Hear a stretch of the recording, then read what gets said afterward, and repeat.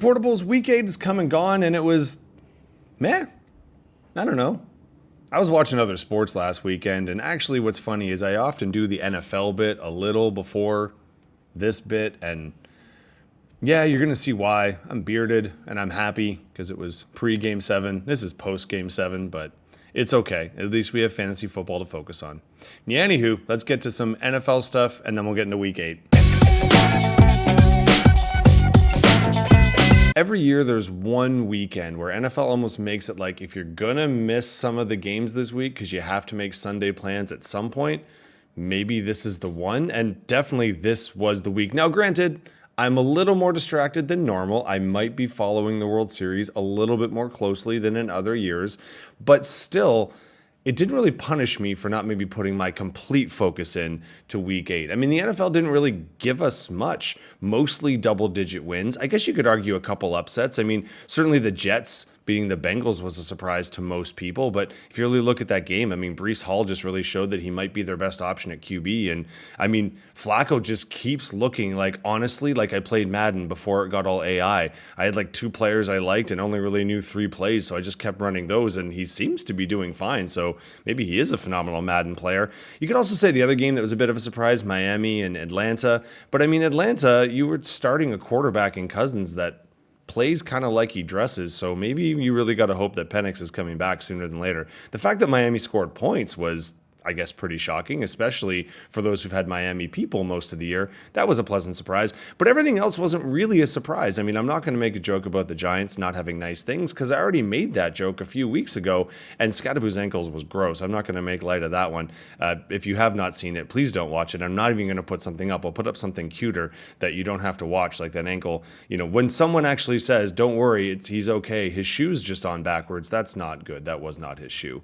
But I mean, aside from that, we just got some other stories that we've been talking about for the most part for the week after week, or something that kicks us back to a previous year. Like this is about the time every year that a running back is doing so well that they talk about shouldn't they be MVP, and that came up again this week, just like it did about this time last year with Saquon Barkley. We got angry about the tush push again, although crazy enough, the tush push is supposed to be this aggressive play, but who knew it was more of a millennial play where they want all the advantages but none of the disadvantages. So we want all the yards afterwards when we get shoved forward, but if we drop the ball, it shouldn't count. I want to redo. Aside from that, we don't really have a whole lot. I mean, Love beat Angry and Bearded, but that's not really that much of a surprise either. It would have been a bigger story if it went the other way. So again, I'm pretty happy with how things went for the most part, but the week was kind of a meh. So I guess if you won, you're probably happy. And if you watched a game or two, you're probably okay. But again, if you skipped it, you're probably not hurting yourself. I don't think we have the same thing coming up in week 9, though. We got some matchups I'm a lot more excited about. Although I'm still going to be distracted about the World Series, it looks like. But anyway, let's look at our scores first. I'll try and stay focused and not think about the Blue Jays, and then we'll get to Week 9. A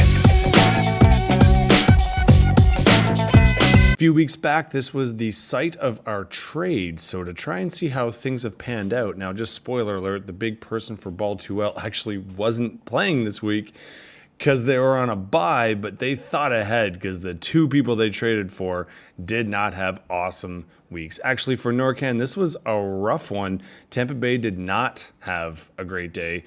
No one really ranked top 5. And then Dobbins actually did okay, but the other running back for Denver that day, because it was such a blowout, is the one that rang the bell. Even looking at the bench, though, they can't feel too bad. There wasn't a lot of options. They could have gotten some booty in there, but you weren't going to touch Ball 2L this week. They were a number 1 overall. They had the QB1 and QB2, so that's not a bad spot. Then they had the tight end 1, which is funny because it was the tight end they traded for, but it was the other tight end that was the tight end 1 here in Tucker Kraft, who's actually, I think, now almost taken over tight end 1 overall on the year. That happens if you have a couple big weeks. They also had the wide receiver 2 and the defense 3. So they kind of littered it here, and you got to do that to get 183. You're almost pushing 200 at that point. Not a lot of underperformances, and in fact, the kind of burner is with the Tampa Bay performances going south on the one side, at least the running back didn't do that bad on this side. Someone must have scored for Tampa Bay, but it wasn't really these people. And then obviously we got the injury that did not bode super well. So bad week for NORCAN. Going to look back to rebound. Didn't drop too much, and we'll see why in a bit. As you can see here, lots of parity, but we'll get to that later. In our epic 1-2 matchup, didn't end up super epic. It was actually closer than it looked for a bit there, and then bench is just getting kind of scary. None of their quarterbacks rang it, and actually this was a massive down week for Dax. Maybe Denver's defense isn't as bad as we thought, and by say that, I'm rolling my eyes. They're supposed to be one of the best defenses, and they're kind of playing like it now. So if you got Denver as a matchup, pay attention. They had the RBs 2 and 3 respectively. They had the wide receiver 3 in Waddle, who's really benefited from that resurgence and the fact that Miami played Atlanta, which turns out maybe makes it okay, and the tight end 4. So put that all together. Now, if we take a look actually on the bench, they left some points on the bench because they're one of the few teams that actually has more than a running back, whereas I think there's a lot of us that are just begging to maybe get 2. Jacobs had an off day, and that looks like they're kind of scary. On the flip side, Team Kickass, Jake the Snake here has been awesome for most of the year, but he posted a bagel, and that is a little bit concerning. You did at least have a few people kind of give you some points. Javonte, obviously. Can't be too mad at Chase, even though with the number of targets he had, you would have thought that would be a bit higher. But realistically, when Fields, your kicker, which was the kicker 3, and your defense, which was the defense 4, if that's what you're going with, that can be rough, especially with Swift out now. You might have some things to figure out, but you are still second, even with the loss. And this is getting to the point of you might be clinching sooner than later a playoff spot. Bench don't kill my vibe, which, I mean, someone's got to stop you to prove you wrong, I guess, at this point. Congrats. We're jumping the number 3 scoring team because they actually played the worst scoring team, so we're going to leave them till the end. This was one of our tighter matchup, not the tightest, that comes next, but this one was pretty tough and actually has some pretty significant swings here.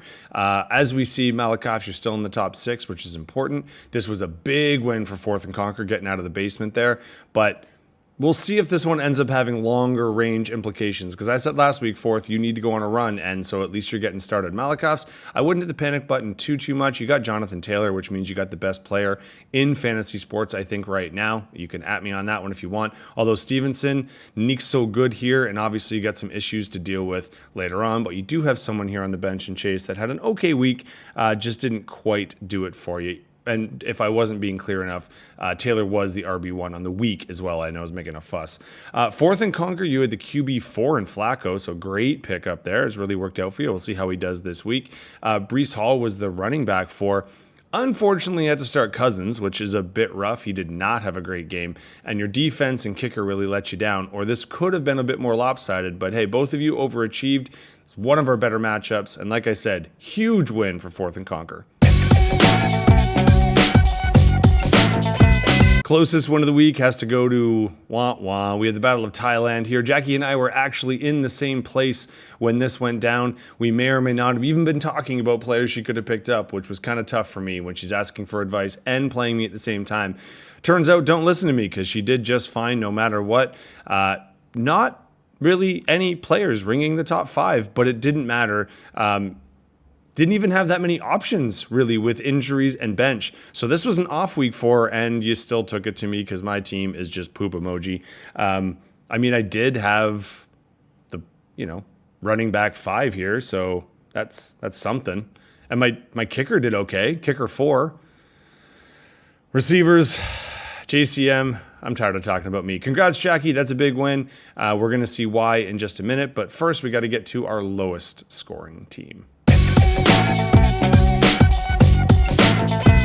And yes, the low score. Sorry, Pamela, this is your first low score of the year. I know it doesn't taste too good, but at least you waited this long, and technically you're still in the playoffs right now with the top 5, so can't be super mad. You did have the quarterback 3 in May, and he's looking like a great pickup. Wide receiver 5 did you well, but you kind of got Rattlered and Judied all at the same time, and that's just never a good thing. I don't know if you knew that. By the way, Pittman was the receiver I was talking about. He's sneaky, low-key, huge for you right now. Big pickup.